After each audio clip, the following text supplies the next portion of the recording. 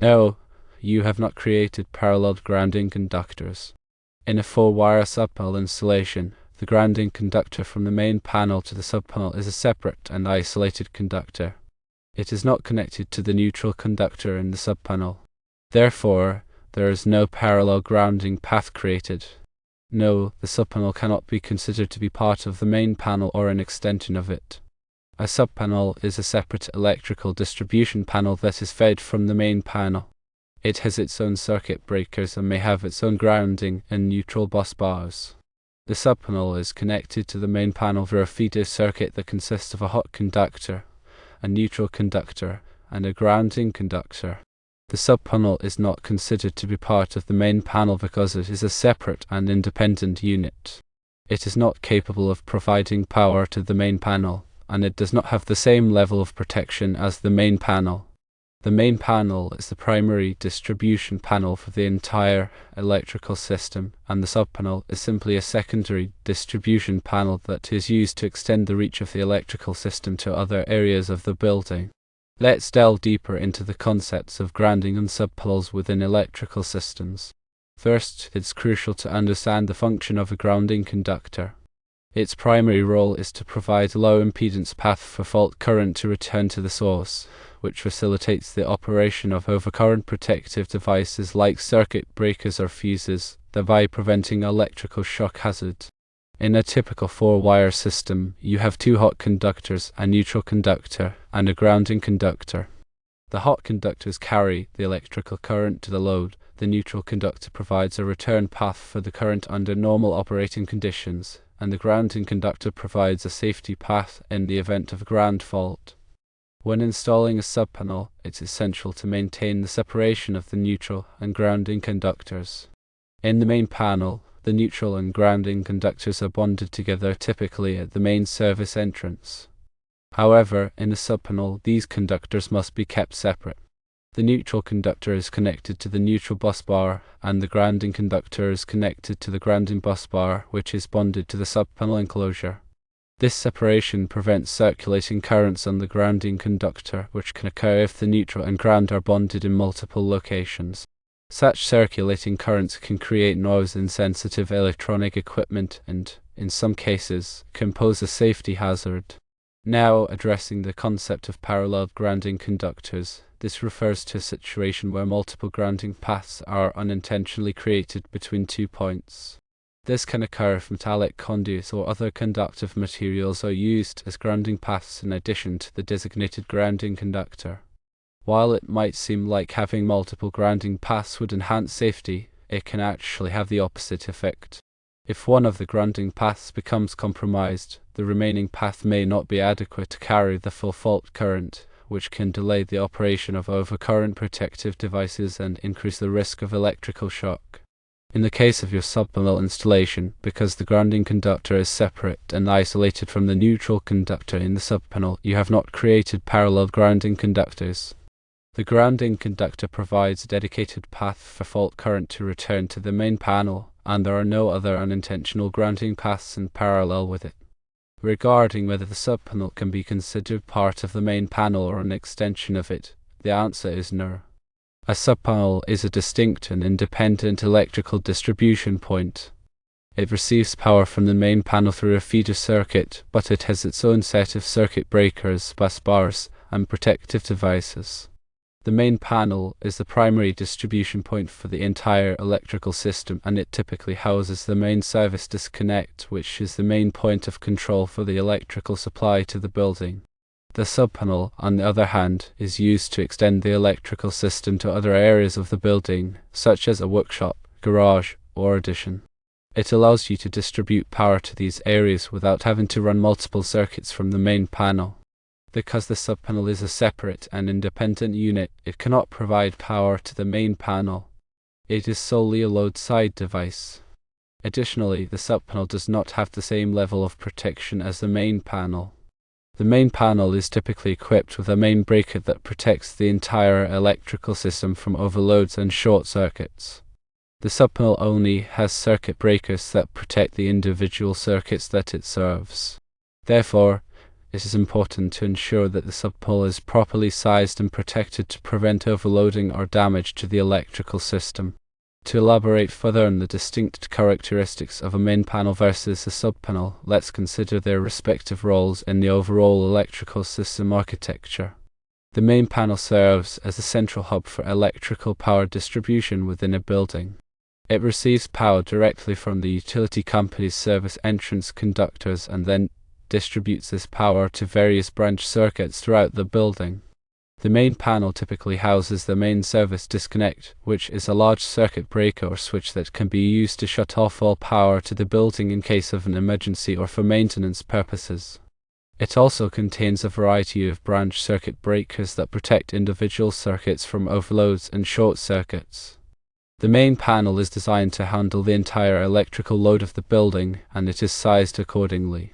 It must have sufficient capacity to accommodate all of the circuits and appliances that are connected to it. The subpanel, on the other hand, is a smaller distribution panel that is fed from the main panel. It is used to extend the electrical system to other areas of the building or to provide additional circuit capacity for specific loads. The subpanel typically has its own set of circuit breakers, but it does not have a main service disconnect. It relies on the main panel for overcurrent protection.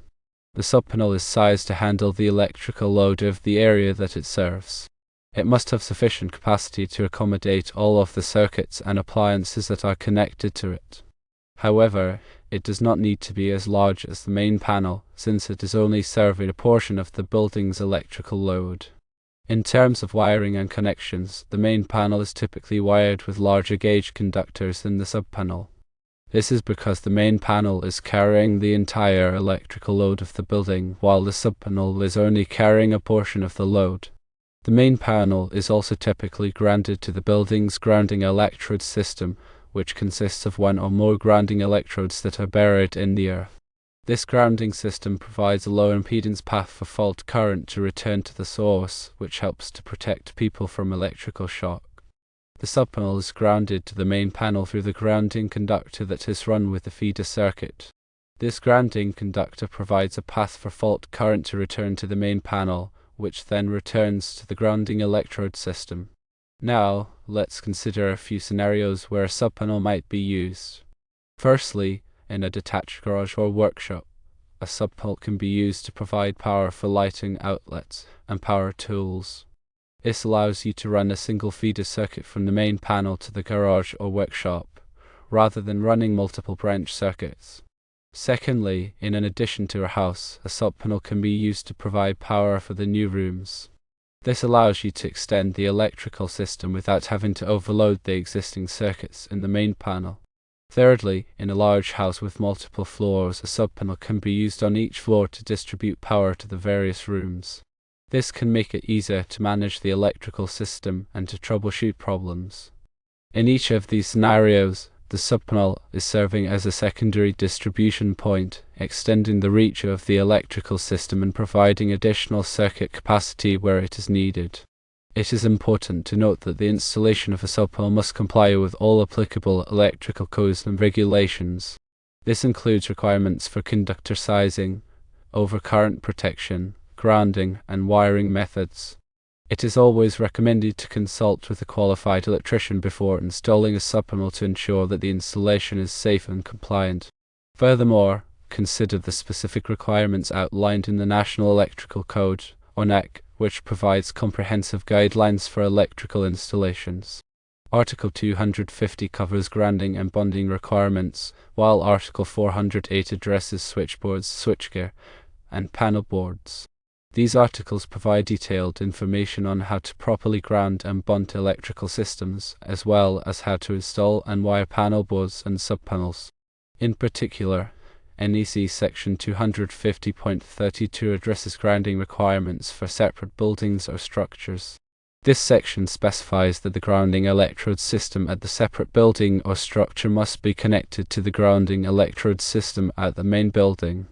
This can be accomplished by running a grounding conductor from the main building to the separate building, or by installing a separate grounding electrode system at the separate building and bonding it to the grounding electrode system at the main building. NEC section 408.36 addresses the identification of the neutral conductor in a panel board. This section requires that the neutral conductor be clearly identified by a white or grey marking. This helps to prevent accidental connections between the neutral and grounding conductors, which can create circulating currents and pose a safety hazard. NEC section 408.421 addresses the connection of the grounding conductor to the panel board. This section requires that the grounding conductor be connected to the panel board's grounding bus bar, which is bonded to the panel board enclosure. This provides a low impedance path for fault current to return to the source, which helps to protect people from electrical shock. Now, let's consider the practical implications of these concepts in the context of your 200 amps main panel and 100 amps subpanel installation. Because you have installed a 4-wire subpanel with a separate grounding conductor run from the main panel to the subpanel, you have avoided the creation of parallel grounding conductors. The grounding conductor provides a dedicated path for fault current to return to the main panel, and there are no other unintentional grounding paths in parallel with it. This is the correct and safe way to install a subpanel. Regarding whether the subpanel can be considered part of the main panel or an extension of it, the answer remains no. The subpanel is a separate and independent electrical distribution point. It receives power from the main panel through a feeder circuit, but it has its own set of circuit breakers, bus bars, and protected devices.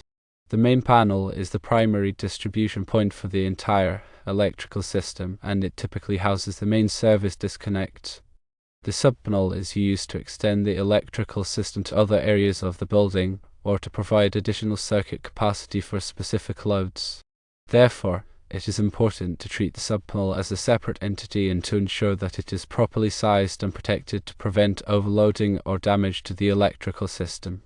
As a final point, remember to always consult with a qualified electrician before performing any electrical work. Electrical work can be dangerous, and it is important to ensure that it is done safely and correctly. A qualified electrician can help you to design and install an electrical system that meets your needs and complies with all applicable codes and regulations.